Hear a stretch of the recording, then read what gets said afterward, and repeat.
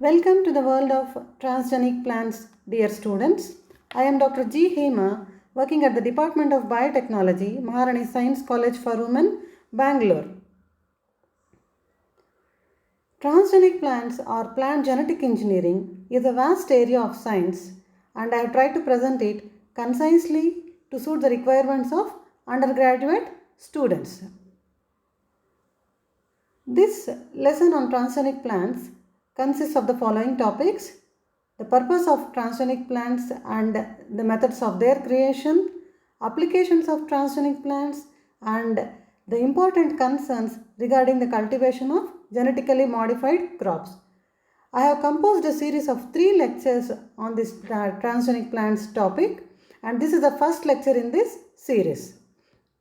In this first lecture, I'll explain what exactly are the transgenic plants and what was the purpose of their creation, and we will also discuss some of the methods of producing transgenic plants in detail. Let us see what are these transgenic plants. Transgenic plants are plants that have been genetically modified by the introduction of a foreign gene. This foreign gene is sourced from either a plant species or an animal species or a bacterial species, and this foreign gene is called as the transgene. The process of introduction of this transgene into the host plant species is called as plant transformation. The host plant species is the plant into which the transgene has been introduced. Transgenic plant technology is a method of plant breeding approach that uses recombinant DNA techniques to create plants with new characteristics. Prior to this, plants with new and desirable characteristics were being produced by methods like hybridization and selection. Even now these methods continue, but recombinant DNA techniques offer an advantage over these methods by being faster and more specific in their applications. Transgenic plants are classified as genetically modified organisms. Rarely, transgenic plants can be produced by removal of a certain unwanted or detrimental gene from their genomes. Let us see what is the purpose of creation of these transgenic plants. The first transgenic plants were produced in 1985 in China, and this transgenic plant was a tobacco plant which was resistant to the antibiotic neomycin. The first commercialized transgenic plants were modified for ornamental purposes. These were a set of blue rose producing plants. Blue is not a color that is naturally expressed in roses, so the scientists had engineered the pigments for production of the pigment producing genes delphinidine into the rose plants, and that resulted in the production of blue colored flowers. The next important application was conservation of species. Papaya is a commercially cultivated fruit crop in countries like Hawaii. Few years back, the papaya cultivation almost was threatened of extinction because of the papaya ring spot viral disease. The only way to protect the species and the cultivation of papaya in these countries was to produce resistant varieties to this papaya ring spot virus. Crop improvement is another purpose of producing transgenic plants. Crops that are resistant to biotic and abiotic stress, crops with improved shelf life of the produce, then crops with enhanced nutritional qualities can be produced by using the transgenic technology. Large scale production of proteins that are industrially and medicinally important can also be done by using the transgenic plant technology. Biofuels can be produced. Transgenic plants can also be used for bioremediation. Now let us see what are the different methods by which the transgenic technology can be applied to plants. These methods are basically classified into biological gene delivery systems and non-biological gene delivery systems. The biological methods are also called as indirect methods. There are 2 approaches in this. One is using the Agrobacterium for plant transformation, and the other is using viral vectors.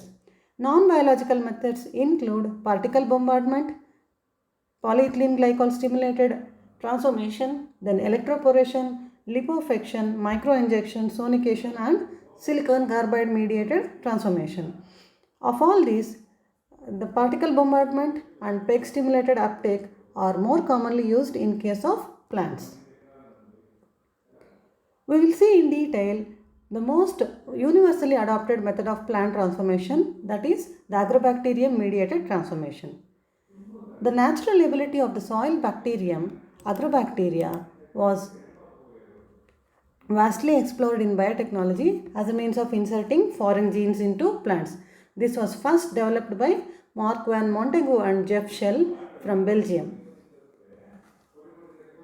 These techniques were widely applied for dicots in the beginning. Later, with some modifications, they were successful in some of the monocot species also. Agrobacterium belongs to Agrobacterium tumefaciens is a gram-negative rod-shaped soil-borne bacterium present densely in the rhizosphere of plants. This is a plant pathogen causing the disease called as crown gall disease in plants. Crown gall is characterized by the appearance of a gall or tumor at the junction of the shoot and the root in plants. Sometimes these galls can also be seen in aerial parts where the bacterium has reached the aerial parts through agricultural equipment.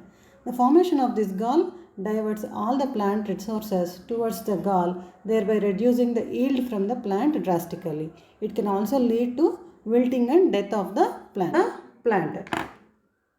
Another species that is used for transformation is the Agrobacterium rhizogenes. This is now classified as Rhizobium rhizogenes. This also is a gram-negative soil bacterium causing the hairy root disease in dicotyledonous plants. Dicots are naturally provided with a taproot system, but infection by Agrobacterium rhizogenes induces the formation of multiple branched hairy roots at the site of infection. This leads to loss of strength for the plant and the plant eventually falls off to the ground.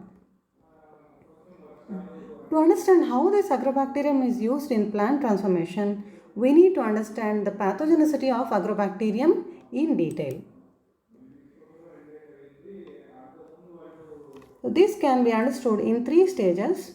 The first one being infection of soil-borne bacterial cells to the plant, then transfer of tDNA and the role of genes in the tDNA, and next comes the role of Vir proteins in the whole process of gall formation. Agrobacterium has flagella that allow it to swim through the soil. So this bacterium swims towards the plants by chemotaxis. Chemotaxis is induced by substances that are secreted from plant tissues. These substances include phenolic substances like acetosyringone and some sugars. This acetosyringone is recognized by a protein called as Vir protein, present as a transmembrane protein in the agrobacterial cell membrane. The attachment of Agrobacterium to the plant tissues is a two-step process. Initial attachment is weak and reversible, but very soon the bacteria synthesize cellulose fibrils that anchor them to the wounded plant tissues to which they were attracted. These fibrils also anchor the bacteria to each other, forming a microcolony. Very soon, the agrobacterial cells start transferring a DNA sequence called as tDNA from its plasmid to the host plant nucleus, and this leads to the formation of tumor or the gall. And this is an overview of the interaction between agrobacterium cell and the host plant cell, and this picture shows the agrobacterium transferring its DNA called tDNA into the host plant. Agrobacterium has its own naked bacterial chromosome, which is its genome, as well as some plasmids. Of these plasmids, one, that is the PTI or TI plasmid, is of importance in this process of gall formation. The TI plasmid has four major important genes, regions, that is tDNA, Vir genes, origin of replication and opine catabolism genes. Let us have a look at the structure of TI plasmid and tDNA in detail. The TI plasmids are classified as a catabolic plasmids. They are quite large in size, up to 250 kilobases in size. Rarely in some of the strains, they may go up to 800 kilobases in size. They are conjugative plasmids that can be transferred between different species of Agrobacterium and also with the species of Rhizobium genus. The major regions of the TI plasmid are depicted here, of which the Vir genes are responsible for its virulence. Vir stands for virulence genes. These are a set of 25 genes and these are responsible for transfer of the tDNA into the host plant. The tDNA is a stretch of DNA which is of about 15 to 20 kilobases in length. The tDNA is flanked by 25 base pair repeats. These are called as the left and right borders. Within these two border sequences lie three sets of genes responsible for the biosynthesis of auxin, cytokinins and opines. So these three sets of genes are functioning under plant promoters. They are expressed when the tDNA is transferred into the host plant tissue. The other regions of importance in this TI plasmid are the origin of replication and opine catabolism genes. Of the three sets of genes in tDNA, the auxins and cytokinins are highly expressed once the tDNA is transferred into the host plant tissue, and this production of plant hormones causes uncontrolled division of the host plant tissue, leading to the gall or tumor formation. The opine genes are also expressed actively in the host plant, leading to overexpression of opines. Opines are nutrient substances for the bacterium. They are not of any use to the plant, rather they are food for the Agrobacterium cell. Opines are condensation products of amino acids and these opines are catabolized by the enzymes produced from opine catabolism region. Remember, the opine catabolism genes are present outside the tDNA and are retained in the Agrobacterium cell in the TI plasmid. Only the opine synthesis genes are transferred into the host plant. The auxin and cytokine genes are also termed as oncogenes since their overexpression is responsible for the tumor or gall formation.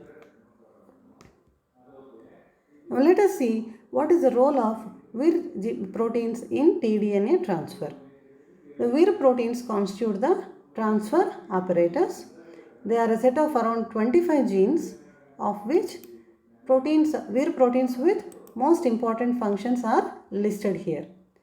Vir A and Vir G are constitutively expressed proteins. That means they are always produced in minor quantities in the Agrobacterium cell, whether signal induction is there or not. Vir A is a transmembrane protein present across the membrane of the Agrobacterium cell. This is the receptor for acetylsyringone. So Vir A recognizes acetylsyringone that is produced by wounded plant tissues and forms a binding.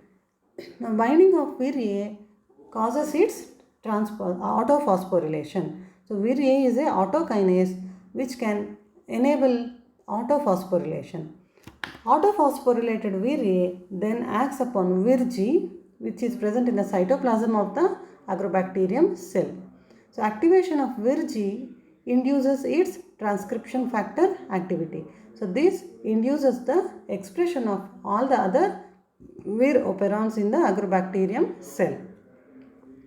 Among the other Vir proteins, Vir C is a very important protein which is responsible for identification and incision of the DNA in the receptor site in the host plant. That means this makes a cut in the DNA of the host plant genome where tDNA has to integrate. Vir B is a protein that is responsible for formation of the T pillars. The Vir B proteins form a connecting channel between the Agrobacterium cell and the host plant. Then come the function of Vir D1 and D2. These are molecular scissors, they are actually nucleases which cut the tDNA at the left and right borders and release a single strand of the tDNA. Remember, only a single stranded copy of the tDNA is released. Once the single stranded tDNA is released, Vir-D2 attaches to the 5' end of this single strand and guides it into the host plant cell. So, the Vir-E proteins form a coating over the single stranded tDNA to protect it from the nuclease activity in the cytoplasm of the host cell. So, this complex comprising of the single stranded tDNA, Vir-D2 protein and Vir-E is called as the T complex. The T complex travels through the T pillars formed by Vir-B proteins and reaches the cytoplasm of the host plant cell, and from there it gains entry into the host nucleus through the nuclear pores. Vir-C also simultaneously reaches the host nucleus where it makes an incision in the host plant genome, allowing the ligation of the tDNA into the host genome. Now that we have understood the process of transfer of tDNA, let us see how TA plasmid can be used as a genetic engineering vector. Now, from this we can see that any genes that are placed between the left and right borders can be transferred into the host tissue. So, based on this fact, TA plasmid based vectors were designed. The primitive TA plasmid based vectors simply had a transgene ligated into the tDNA region in place of either of the auxin or cytokinin genes, and this was used to transfer the target gene into the host plant. Though this was successful, the applications were very limited, the major reason being the large size of TA plasmid. So, large plasmids do not allow easy manipulations. The other limitations of TA plasmid included the production of phytohormones, auxins and cytokinins, which can lead to gall formation. So, they need to be removed. The opines are also not needed, and to reduce the size, large stretches of DNA from the TA plasmid are to be removed. What are very importantly needed in the TA plasmid are the left and right border sequences, without which tDNA cannot be recognized by the Vir proteins. Then the Vir operon is very important for transferring the tDNA, and the origin of replication is also needed. Along with these integral parts of TA plasmid, some sequences needed to be added to the TA plasmid, which included strong promoters and termination signals for the transgene. The transgene, whatever is being introduced into the host plant, needs to function under eukaryotic promoters and termination sequences. So, they are added to the tDNA region.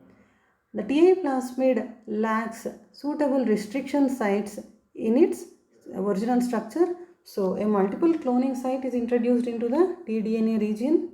Then, to select the transformed plants, bacterial and plant selectable markers were needed. The bacterial selectable marker allows the selection of the transgenic cells or transgene vectors while it is still present in the cloning vector.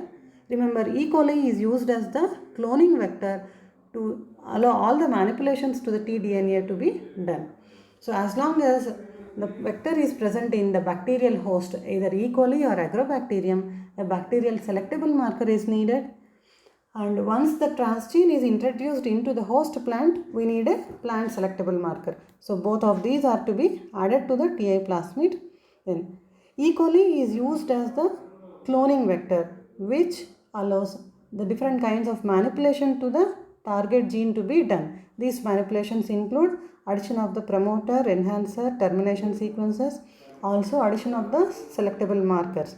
So, once these are all added, our vector will be ready, and this is done in E. coli because of its suitability for culture and manipulation. So, an origin of replication for E. coli is also added. Let us see what are the different promoters that can be used for tDNA based plant genetic engineering. These promoters are actually present within the tDNA itself. All the promoters for opines are strong promoters. Example NOS, OCS and MAS2' promoter. So they have been used by replacing the opine genes with our target gene. A strong universally used promoter for plant genetic engineering is the cauliflower mosaic virus 35S RNA promoter. Some super promoters have also been constructed by combining sequences from 2 or more promoters. The efficiency of these promoters is tested by using scorable marker systems. Let us also see what are the markers that are to be included in the TI plasmid based vectors. These markers are of two types, selectable markers and scorable markers. Selectable markers are genes which allow the survival of the host cell in presence of a selection agent in the in vitro media. These genes could be either antibiotic resistance genes or herbicide resistance genes. Examples are genes for kanamycin, hygromycin and fosphinothrycin resistant. So, in case NPT is used as a selectable marker, the selection media will contain kanamycin or neomycin as the selection agent. So, the presence of this selectable marker will allow the cell to survive even in the presence of the selection agent. And the selectable marker indicates the presence of the transgene also. Now, coming to scorable markers or reporter genes. These are actually used to assess the efficiency of the promoters. Once the promoters are assessed for their efficiency and the transformation system or protocol is established, the selectable markers are replaced by the actual transgene. Examples for these reporter genes include neomycin phosphotransferase, then the green fluorescent protein, the Gus assay system and the cat assay system. The firefly luciferase gene also has been used as a scorable marker. So, using all these additions and deletions, TI plasmid based vector systems were developed. The first vector system that was developed was called as the co-integrate vector system. The co-integrate vector system employs two smaller plasmids. Remember, TI plasmid was large in size and because of which its usage was limited. So, smaller plasmid vectors were started using in building the vector system. So, the co-integrate vector system employs two smaller vectors, namely the intermediate vector and the disarmed TI plasmid. The disarmed TI plasmid is a TI plasmid in which the oncogenes and the tDNA have been removed. This plasmid always is located in the Agrobacterium cell or in the E. coli cell. The intermediate vector is a small PBR322 based plasmid vector. It may be based on other E. coli plasmid vectors also. This actually carries the target gene of interest. So once the gene construct is ready and it is introduced into the intermediate vector, it is allowed to undergo homologous recombination with the disarmed TI plasmid. Both these need to carry origins of replication for E. coli cell also. So homologous recombination between the disarmed TI plasmid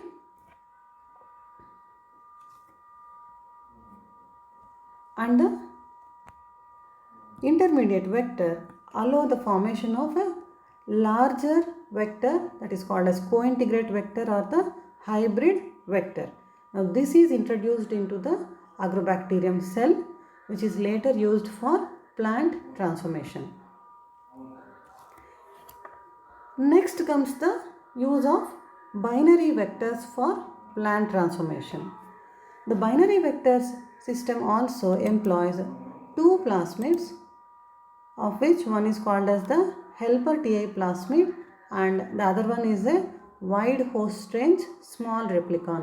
This small replicon is also called as microplasmid or mini plasmid.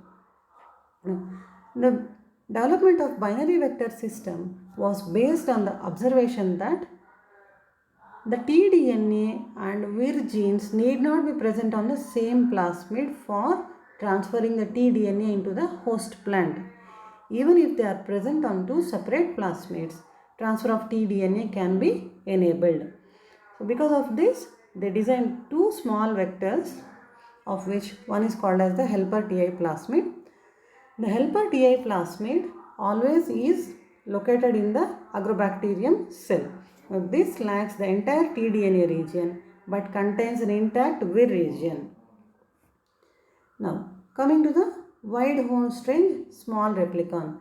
This also is called as mini or micro vector. This has the target gene of interest, both the selectable markers, that is for the plant and bacterial selection. Then it also consists of the left and right tDNA border regions and the gene construct with the target gene, required promoter and terminator signals.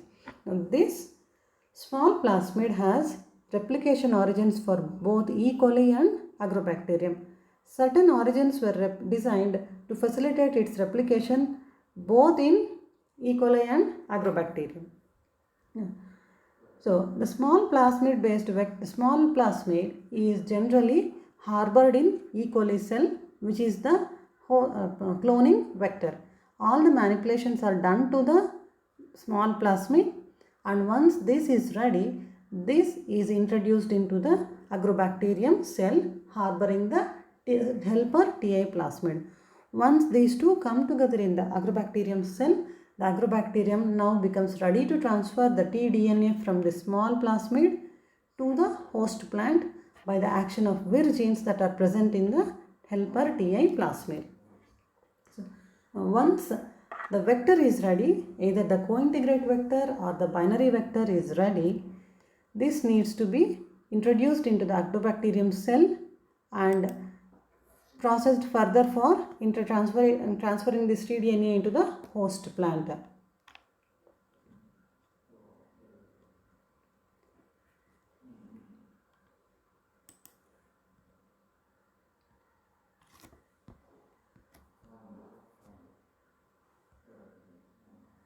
Now, the procedure for plant transformation using Agrobacterium involves several different stages.